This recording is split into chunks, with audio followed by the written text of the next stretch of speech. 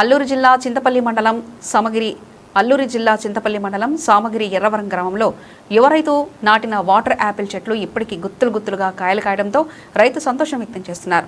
Water Apple 10 సంవత్సరాల క్రితం నాటడంతో 5 సంవత్సరాల నుండి దిగుబడి వస్తుంది. రసాయనాలు వాడకుండా గుత్తులుగా కాస్తుండటంతో తీసుకెళ్లి అమ్ముకొని నిత్యావసర వస్తువులు తెచ్చుకోవడం జరుగుతుంది. వాటర్ యాపిల్ వల్ల రైతులకు మంచి లాభాలు చూస్తున్నారని, దీని శాస్త్రీయ నామం సైజీజియం ఆక్వివ్ అని స్థానిక పరిశోధనా స్థాన శాస్త్రవేత్తలు డాక్టర్ రే రమణ చెప్పారు. ఆంధ్రప్రదేశ్, తెలంగాణ, కేరళ, పశ్చిమ కనుమల్లో ఎక్కువగా పండుతుందని, తెలుగులో గులాబ్ జామ్ అంటారండి. ఇది ఉష్ణమండలం పంట అని, ఎర్ర నెలలు బాగా సాగవుతుందని, పొలంలో నీరు నిల్వ లేకుండా చూసుకోవాలి. 5.8 మీటర్ల వరకు మొక్కను పాతవచ్చు. సేంద్రియ ఎరువు వేస్తే బాగా దిగుబడి వస్తుందని శాస్త్రవేత్తలు చెప్పారు. ఆయుర్వేదంలో కూడా ఉపయోగించే వాటర్ యాపిల్లో ఫైబర్ ఎక్కువగా ఉండడం వల్ల జీర్ణశక్తికి ఇది ఎక్కువ తోడ్పడుతుందని, A vitamin, B vitamin, C vitamin, calcium, magnesium, manganese, potassium, phosphorus వివిధ రకాల విటమిన్లు ఈ పండ్లో పుష్కలంగా ఉన్నాయని, రక్తాన్ని శుద్ధి చేసే గుణం, మధుమేహం, ఆస్తమా కూడా ఉపయోగిస్తారని, ఈ చెట్ల ఆకులు, వేర్లు, కషాయం కూడా ఆరోగ్యానికి ఉపయోగపడతాయని డాక్టర్ రమణ చెప్పారు.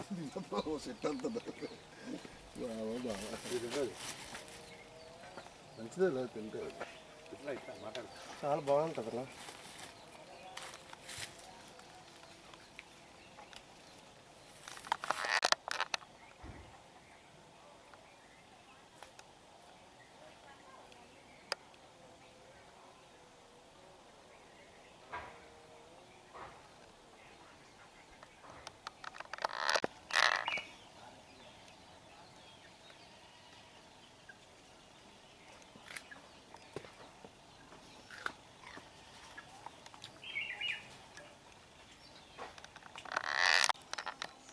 సరే చెప్తానులే, మరి ఇంటికి రమ్మని. నేను ఉండకపోవచ్చు, నేను అట్టుకొని దిగుతాను.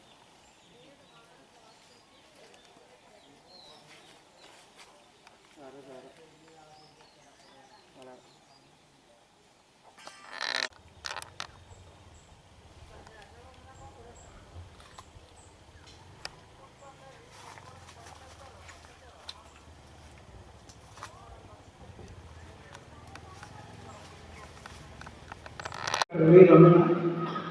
నేను విజ్ఞాన పరిశోధన స్థానం చింతపల్లి అంటూ సీనియర్ శాస్త్రవేత్త మరియు అధిపతిగా పనిచేస్తున్నాను.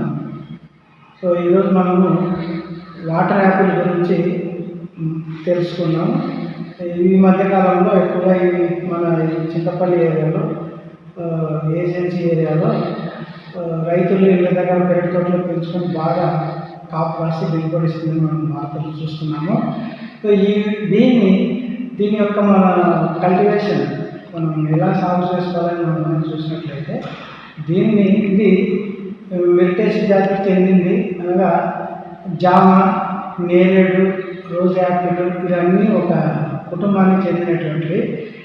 దీన్ని వివిధ ప్రాంతాల్లో వివిధ పేర్లతో సాగు చేయబడుతుంది. ముఖ్యంగా ఇది ఈ మధ్యకాలంలో మన తెలంగాణ, ఆంధ్రప్రదేశ్లో సాగు చేయబడుతూ రైతులు సాగు చేస్తున్నారు, అధిక లాభాలు కూడా పొందుతున్నారు.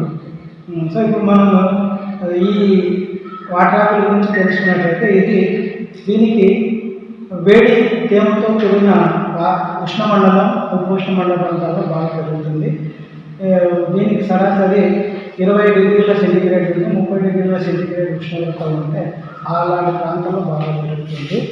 మనం నీళ్ళల్లో మనం చూసుకున్నట్లయితే ఇది ఎర్ర నేలలు, ఇసుక నేలల్లో బాగా పెరుగుతుంది. దీంట్లో మురుగునీటి పారుదల బాగా ఉండి, దీంట్లో ఆర్గానిక్ కాంపోనెంట్స్ అనగా సేంద్రియ పదార్థం ఎక్కువగా ఉన్న నీళ్ళల్లో బాగా అనుకూలంగా ఉంటుంది. దీని బుద్ధజన సూచిగా 5.5 నుంచి 7.5, అంటే కొద్దిగా ఎసిడిక్, కొద్దిగా ఆమ్లత్వం, తటస్థ స్థాయిలు బాగా అనుకూలంగా ఉంటాయి. దీనిని ముఖ్యంగా మనము ఎయిర్ ట్రైనింగ్ ద్వారా వ్యాప్తి చేసుకోవచ్చు, అంటే ప్రవర్తన చేసుకోవచ్చు. విత్తనాల ద్వారా కూడా ప్రవర్తన చేస్తారు. విత్తనాల ద్వారా మనం నాటుకున్నట్లయితే ఇది కాపు రావడానికి ఒక 7 సంవత్సరాలు పైన పడుతుంది. అదే మనం ఎయిర్ ట్రైనింగ్ గారెంట్ల పద్ధతిలో కానీ కటింగ్స్ ద్వారా కానీ మనం చేసుకున్నట్లయితే త్వరగా ఒక 3 సంవత్సరాలు లేదా 4 సంవత్సరాల వరకు మనకు కాపుకు వస్తుంది. సో దీన్ని మనం పొలంలో నాటుకోవాలన్నప్పుడు ఇది సోలో క్రాప్ కాకుండా మనం ఏదైనా ఇంటర్ క్రాప్గా వేసుకున్నట్లయితే ఉపయోగకరంగా ఉంటుంది. అంటే జామ చెట్లలో కానీ, జామ తోటల్లో కానీ, ఈ సపోటా తోటలో కానీ, బత్తాయి తోటలో కానీ, ఏదైనా మనకు పొలాల్లో ఖాళీ ప్రదేశం ఉన్న తోటలో లేదా తోట చుట్టూ కానీ గట్ల మీద కానీ కొద్దిగా వేసుకుంటే మార్కెటింగ్ ఎక్కువ కొద్దిగా ప్రాబ్లం ఉంది కాబట్టి అలా వేసుకొని మనం సాల్వ్ చేసుకోవచ్చు. అలాగే ఇది మనము నాటుకోవాలనుకున్నప్పుడు 5 మీటర్లు ఇంటూ 5 మీటర్లు అంటే మొక్కకు వరుసకు పెట్టుకోవాలి. మనకు ఏరియా ఉన్నట్లయితే 6 నుంచి 8 మీటర్ల వరకు కూడా మనము మొక్కలు నాటుకోవచ్చు. ఇక ఇది దీనిలో నీటి యాజమాన్యం తప్పక పాటించాలి. నీరు బాగా ఉండాలి, ఎక్కువ నీరు పారించాలి. ఎందుకంటే ఇది నీటి ఎద్దడి తట్టుకోలేదు, అలాగే నీరు ఎక్కువగా ఉన్నా కూడా వాటర్ ఎక్కువ స్టాగ్నెట్ అయినా కూడా తట్టుకోలేని పంట. సో దీన్ని జాగ్రత్తగా నీటి యాజమాన్యం పాటించాలి. అలాగే ఎరువులు ఎక్కువ సేంద్రియ ఎరువులకు బాగా రెస్పాన్స్ ఇస్తుంది. సేంద్రియ ఎరువులు మనము నాటుకున్న మొక్కకు 6 నెలల నుంచి 8 నెలలు అట్లా ఒకసారి మనకు ఎరువులు సేంద్రియ ఎరువులు వేస్తూ ఉండాలి. ఈ నీరు యాజమాన్యం ఎరువులు మనం తప్పకుండా పాటించాలి. ఇది నాటుకున్నాక ఒక 2 నుంచి 3 సంవత్సరాలు లేదా మనకు కమర్షియల్గా అంటే వాణిజ్యంగా అంటే 5 సంవత్సరాలు 7 సంవత్సరాలు బాగా కాపు కాస్తుంది, దిగుబడి వస్తుంది. దీనికి ఎందుకు వాళ్ళ ప్రాముఖ్యత పెరిగిందంటే దీనికి అనేక రకాల ఔషధ గుణాలు ఇందులో ఉన్నాయి. దీంట్లో ఎక్కువ ఈ పండ్లలో ఎక్కువ నీరు శాతం అంటే 90% పైగా నీరు ఉంటుంది. అలాగే దీంట్లో ప్రోటీన్లు, తక్కువ క్రొవ్వు పదార్థాలు, కార్బోహైడ్రేట్ ఎక్కువగా ఉంటాయి, విటమిన్లు బాగా ఉంటాయి. Vitamin A, vitamin B, C, తర్వాత థైమిన్, రిబోఫ్లేవిన్, నియాసిన్ అనే విటమిన్లు ఉంటాయి. ఖనిజ లవణాలు మనం చూసినట్లయితే కాల్షియం, మెగ్నీషియం ఉంటుంది, ఐరన్, మ్యాంగనీస్, ఫాస్ఫరస్, పొటాషియం ఉంటాయి. దీంట్లో అధిక ఖనిజ లవణాలు, యాంటీ ఆక్సిడెంట్లు బాగా ఉండడం వల్ల దీనిని మధుమేహ నివారణ కూడా బాగా పనిచేస్తుంది. అలాగే హృదయ సంబంధ వ్యాధులు కానీ, కాలేయ సంబంధ వ్యాధులు కానీ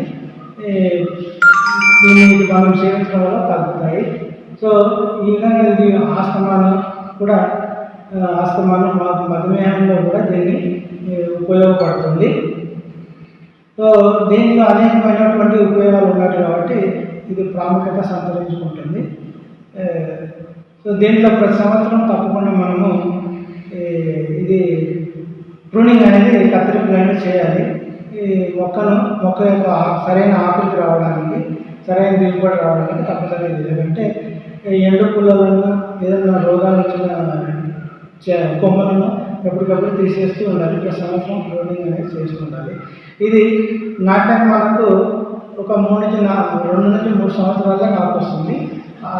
కమర్షియల్ అంటే మనం 5 సంవత్సరాల నుంచి ఎక్స్పెక్ట్ చేయవచ్చు. అలాగే దీన్ని ఇది ఫిబ్రవరి, మార్చి మాసంలో పూతకు వస్తుంది. ఏప్రిల్ ఎండింగ్ నుంచి మే, జూన్ వరకు మనకు ఈ ఫ్రూట్స్ మెచ్యూర్ కావడం అనేది జరుగుతుంది. ఈ విధంగా రైతులు సరైన యాజమాన్య పద్ధతి దీనిలో పాటిస్తే మంచి దిగుబడులు వస్తాయి. అలాగే మంచి ఆదాయం రావడానికి ఆస్కారం ఉంటుంది. నమస్కారం.